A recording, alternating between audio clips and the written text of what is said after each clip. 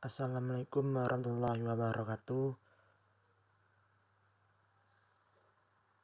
Nama saya Wendy Rizaldi dengan NIM A1A1201007.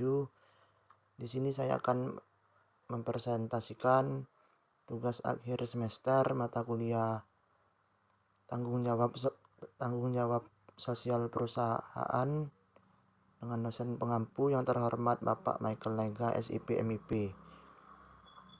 Di sini saya akan mempresentasikan PowerPoint dari makalah kelompok saya yang berjudul Perkembangan Tanggung Jawab Sosial Perusahaan. Baiklah, langsung saja. Corporate Social Responsibility. Menurut Carroll, dalam Undang tahun 2011, CSR adalah bentuk kepedulian perusahaan terhadap masyarakat di sekitar, meliputi beberapa aspek yaitu aspek ekonomi, hukum, etika, serta kontribusi pada isu sosial. Dari konsep Carroll dalam Undang tahun 1979 menunjukkan bahwa setiap perusahaan dalam bentuk kegiatannya CSR harus melihat beberapa aspek, karena dari beberapa aspek yang dikemukakan oleh Carroll itu bersifat memberikan kontribusi dalam kepedulian dan pengembangan terhadap beberapa aspek yang dijelaskan oleh Carroll. Istilah CSR mulai digunakan sejak tahun 1970-an.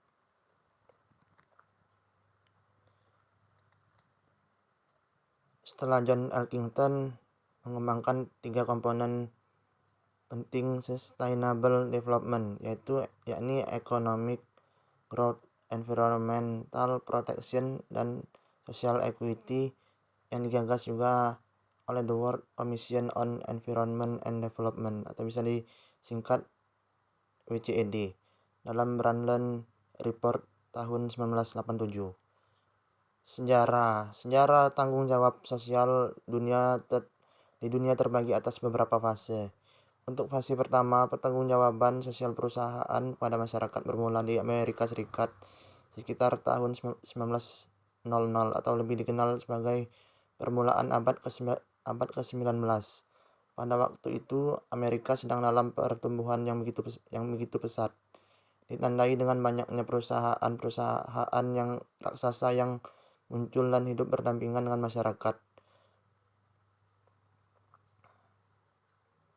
Fase kedua, evolusi munculnya CSR tercetus pada tahun 1930-an, di mana pada waktu ini banyak protes yang muncul dari masyarakat akibat ulah perusahaan yang tidak memperdulikan masyarakat sekitarnya.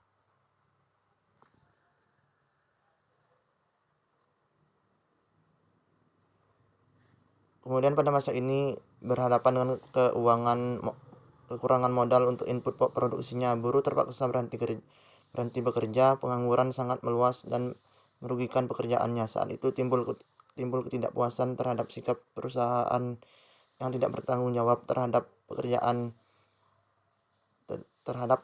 karena perusahaan hanya diam dan tidak bisa berbuat apa-apa.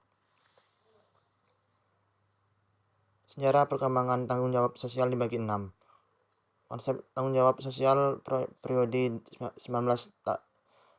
tahun 1920 sampai tahun 1959. Gemah tanggung jawab sosial semakin terasa pada tahun 1950-an. Hal ini dikarenakan persoalan kemiskinan dan keterbelakangan yang semula tidak mendapat perhatian mulai mendapatkan perhatian lebih luas dari berbagai kalangan. Kemudian konsep tanggung jawab sosial periode tahun 1960 sampai tahun 1969.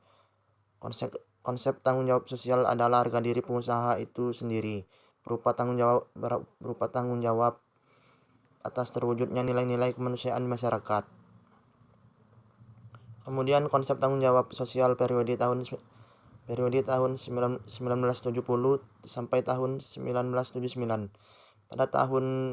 Pada dasawarsa 1970-an terbitlah The Limits to Growth, yang merupakan hasil pemikiran para cendekiawan dunia yang tergabung dalam Club of Rome. Dalam hal ini, buku ini ingin mengingatkan kepada masyarakat dunia bahwa bumi yang kita pijak mempunyai keterbatasan daya dukung. Oleh karena itu, eksploitasi alam mesti dilakukan secara hati-hati supaya pembangunan dapat dilakukan secara berkelanjutan. Selanjutnya, konsep tanggung jawab sosial periode tahun 1980 sampai tahun 1989. Pada era 1980-an makin banyak perusahaan yang menggeser konsep filantropisnya ke arah community development. Kemudian konsep tanggung jawab sosial periode tahun 1990 sampai tahun 1999. Dasawarsa tahun 1990-an adalah dasawarsa yang diwarnai dengan beragam pendekatan seperti integral, pendekatan stakeholder maupun pendekatan civil society. Di Indonesia istilah CSR semakin populer dengan digunakan sejak awal tahun 1990-an. Beberapa perusahaan sebenarnya telah melakukan CSA, Corporate Social Activity atau aktivitas sosial perusahaan. Walaupun berbeda secara gramatikal, secara faktual aksinya mendekati konsep CSR yang merepresentasikan bentuk peran serta dan kepedulian perusahaan terhadap aspek sosial dan lingkungan. Konsep tanggung jawab sosial periode tahun 2000 sampai saat ini, konsep tanggung jawab sosial adalah perhatian terhadap nilai-nilai masyarakat secara berkelanjutan. Perkembangan berikutnya, konsep tanggung jawab sosial adalah pembangunan berkelanjutan dari segala aspek oleh para pemangku kepentingan. Konsep tanggung jawab sosial adalah strategi bisnis untuk pembangunan berkelanjutan. Konsep tanggung jawab sosial adalah pemberdayaan masyarakat untuk meningkatkan lingkungan dan kualitas hidup. Tujuan dari CSR adalah menurut Saputri tahun 2011. Yang pertama, untuk meningkatkan citra perusahaan. Biasanya secara implisit asumsi bahwa perilaku perusahaan secara fundamental adalah baik. Yang kedua, untuk membebaskan akuntabilitas organisasi atas dasar asumsi adanya kontrak sosial di antara organisasi dan masyarakat. Kemudian yang ketiga, sebagai perpanjangan dari pelaporan keuangan tradisional dan tujuannya adalah untuk memberikan informasi kepada investor. Bentuk corporate social responsibility, bentuk ataupun karakteristik CSR yang baik adalah sebagai berikut. Yang pertama, CSR seharusnya adalah kegiatan yang melebihi kepatuhan terhadap undang-undang yang berlaku. Yang kedua, CSR seharusnya dapat menghasilkan dampak semi permanen untuk perusahaan dan masyarakat. Yang ketiga, CSR harus menghitung dan menimbang kepentingan pemegang kepentingan atau stakeholder di dalam dan di luar perusahaan. Yang keempat, CSR harus berisikan sistem governance yang sesuai bersamaan dengan transportasi dan tanggung jawab.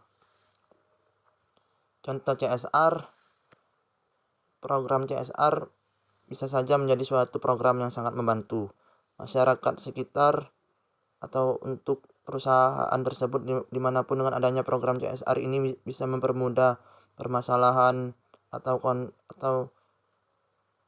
kesulitan yang dialami perusahaan dan masyarakat. Sedangkan untuk korporat, program CSR ini dapat memberikan citra perusahaan yang layak di mata konsumen dan masyarakat. Berikut ini adalah beberapa perusahaan yang mengerti keadaan lingkungan sekitar dan melakukan program CSR. Yang pertama ada perusahaan Danone, dan yang kedua perusahaan PT Pertamina. Kesimpulan, corporate social responsibility merupakan tanggung jawab moral bagi perusahaan terhadap lingkungan dan masyarakat yang tidak terbatas hanya pada konsumen saja, tapi semua pihak yang terkait, baik langsung ataupun tidak langsung. Perusahaan perlu memperhatikan keberlangsungan hidup masyarakat yang terkait dan terdampak atas aktivitas usahanya. Saran, perusahaan perlu dan harus transparan dalam mengungkapkan kepada publik bentuk dan implementasi atas program tanggung jawab sosial yang akan dan telah mereka lakukan. Demikianlah penjelasan dari saya, lebih kurang saya mohon maaf. Wabillahi taufik wal hidayah. Wassalamualaikum warahmatullahi wabarakatuh.